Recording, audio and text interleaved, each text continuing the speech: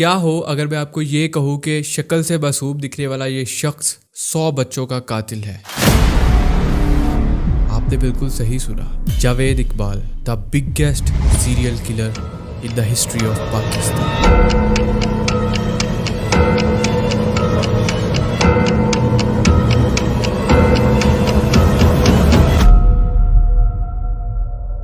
आखिर जावेद इकबाल ने ये सब क्यों किया और कैसे किया, और जावेद इकबाल को 100 बच्चों का कत्ल करने की सजा क्या सुनाई गई, आज की इस वीडियो में हम देखेंगे। सो मेक श्योर कि आप वीडियो एंड तक देखें। जावेद इकबाल 1961 में लाहौर में पैदा हुए और इनका जो ताल्लुक था वो एक मुगल फैमिली से था। जावेद इकबाल के जो वालिद थे वो एक बिजनेसमैन थे, एक ताजर थे। इनके 8 बच्चे थे और जावेद इकबाल का अपने बहन भाइयों में 6 नंबर पे नाम आता था। इन्होंने गवर्नमेंट इस्लामिया कॉलेज जो कि लाहौर रेलवे रोड पर मौजूद है वहां से इंटरमीडिएट किया और फिर 1978 में जावेद इकबाल ने अपना कारोबार स्टार्ट किया। ये कारोबार एक स्टील का कारोबार था। जावेद इकबाल अपने दोस्तों के साथ एक हवेली में रहा करता था, एक विला में रहा करता था जो कि शाद बाग में मौजूद है। क्योंकि इसके वालिद जो थे वो एक बिजनेसमैन थे, एक ताजिर थे, तो उन्होंने ये विला, ये हवेली जावेद इकबाल के लिए खरीदी हुई थी और यहीं पे जावेद इकबाल रहा करते थे। खैर वक्त गुजरता गया और 1990 में जावेद इकबाल पर पहला केस हुआ।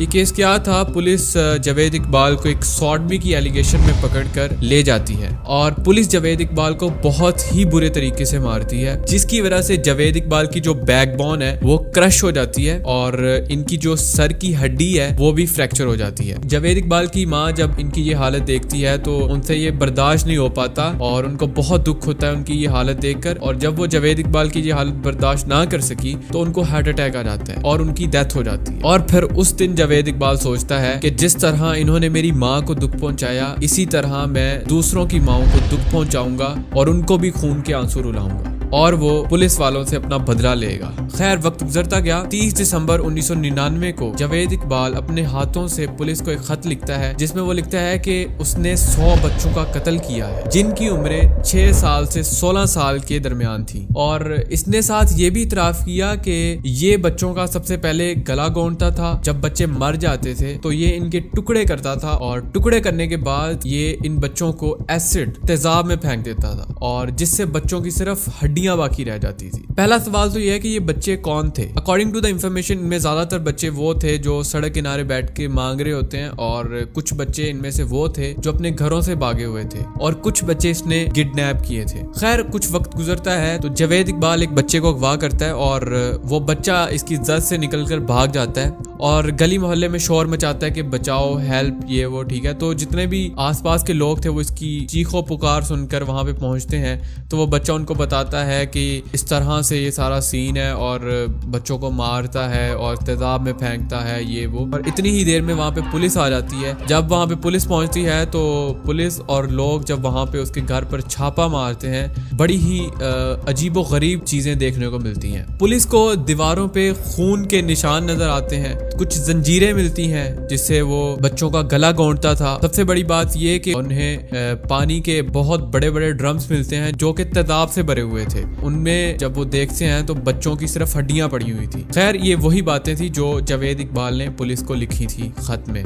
अब ये बात आप सोच के हैरान होंगे कि जावेद इकबाल ने पुलिस को खत क्यों लिखा था, क्योंकि जावेद इकबाल खुद जानता था कि वो एक दरिंदगी में बदलता जा रहा है और वो आउट ऑफ कंट्रोल हो चुका है। अब वो ना चाहते हुए भी ये काम कर रहा है, और दूसरी तरफ उसे इस बात का भी डर था कि अगर पुलिस उसे खुद पकड़ती है तो वो उसे जान से मार देगी। और एक बात याद रहे कि जावेद इकबाल ने जब अपने आप को पुलिस के हवाले किया तो जावेद इकबाल 100 बच्चों का कत्ल कर चुका था।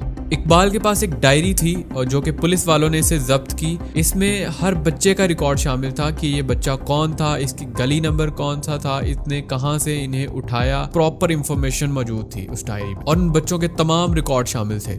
खैर जब जावेद इकबाल को अदालत में पेश किया गया तो जावेद इकबाल ने अपने आप को बेगुनाह करार दिया और अपने तरफ से झूठी कहानियां करने लगा। तो खैर पुलिस के पास तो हर चीज का रिकॉर्ड शामिल था जावेद इकबाल का। तमाम चीजों को मद्देनजर रखते हुए जज ने, जो कि जावेद इकबाल के जज थे, उन्होंने फैसला किया कि जावेद इकबाल को उन तमाम माओं के सामने सजा दी जाए जिन बच्चों का इसने कत्ल किया है। इसका उसी जंजीर के साथ गला घोंटा जाए, इसके मरने के बाद इसके 100 टुकड़े किए जाएं और एसिड में फेंके जाएं। तो जावेद इकबाल को जज ने ये सजा सुनाई। खैर फिर होता कुछ यूं है कि 8 अक्टूबर को यानी सजा से एक दिन पहले जावेद इकबाल जेल में खुदकुशी कर लेता है, अपने आप को फांसी दे लेता है। और ये शख्स अपने पीछे कोई भी वसीयत नहीं छोड़ता और ये शख्स अपना आखिरी बयान देने के लिए भी तैयार नहीं था। तो जावेद इकबाल का शुमार दुनिया के टॉप सीरियल किलर्स में किया जाता है। जावेद इकबाल ने 100 बच्चों का कत्ल किया और दुनिया के टॉप सीरियल किलर्स में से एक नाम जावेद इकबाल का भी है। खैर उम्मीद है कि आपको ये इन्फॉर्मेशन पसंद आई होगी और अगर आपको ये वीडियो पसंद आई तो लाइक करें, कमेंट करें और शेयर करें अपने दोस्तों के साथ। और इंशाल्लाह मिलते हैं नेक्स्ट वीडियो में। अपना बहुत ज़्यादा ख्याल रखिएगा, दुआ में याद रखिएगा। फेलिक्स को दीजिए इजाज़त। अल्लाह हाफिज़।